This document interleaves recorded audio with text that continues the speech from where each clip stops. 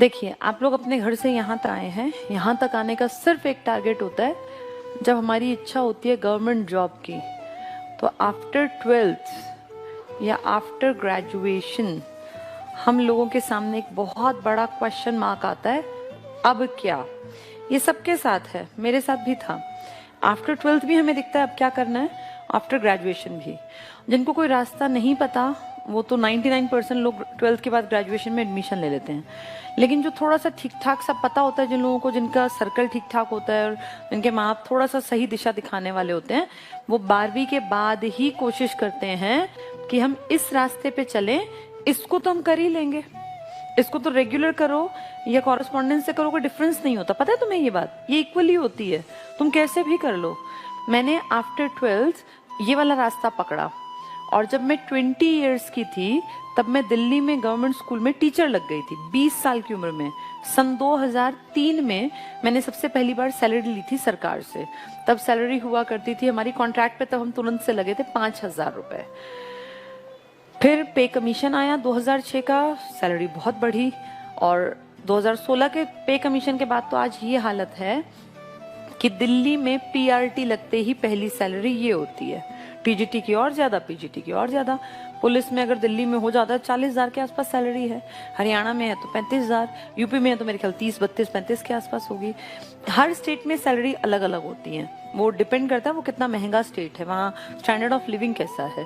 मैं आपको ये बता रही हूँ कि 12वीं के बाद भी रास्ता यही होता है, और ग्रेजुएशन के बाद भी। जो जितनी जल्दी संभल जाएगा वो उतना जल्दी एक जगह पहुंच जाएगा। नहीं तो कितने ही लोग हैं जो 30 की उम्र तक भी, जिनको रास्ता पता नहीं चलता, वो होते हैं काबिल, उन्हें चीजें भी आती है, वो सीख भी सकते हैं, वो लग भी सकते हैं, लेकिन 30 साल की उम्र तक कोई ये समझाने वाला ही नहीं मिला एक टाइम पर कि अब तुम्हारे लिए ये ठीक रहेगा।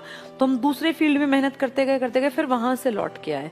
जैसे कितने ही स्टूडेंट्स आते हैं बीटेक किए हुए, कितनी ही लड़कियां आती हैं जो बीटेक करके आती हैं, फिर उन्हें लगता है यार नहीं चल रही, बात नहीं बन रही, घर वाले नहीं मानते सुबह से रात तक की जॉब के लिए, फिर वो कहती हैं हम टीचिंग में जाना चाहते हैं।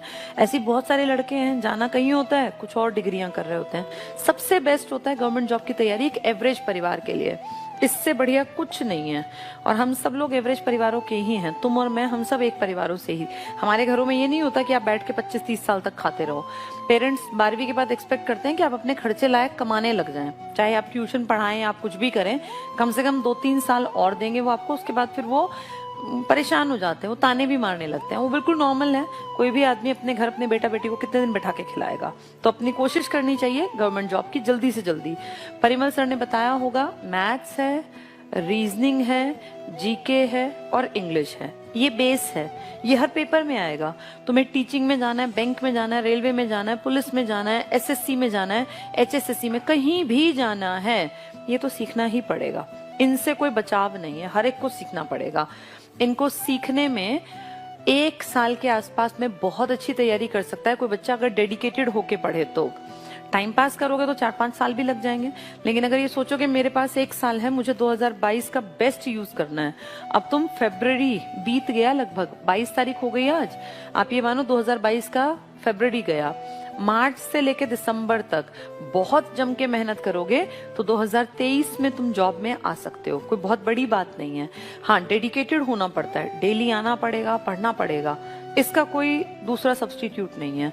पर अगर तुम जम के पढ़ोगे तो 100% तुम्हें जॉब मिल जाएगी। जैसा टीचर बताते जाएं वैसा करते जाना, ठीक है।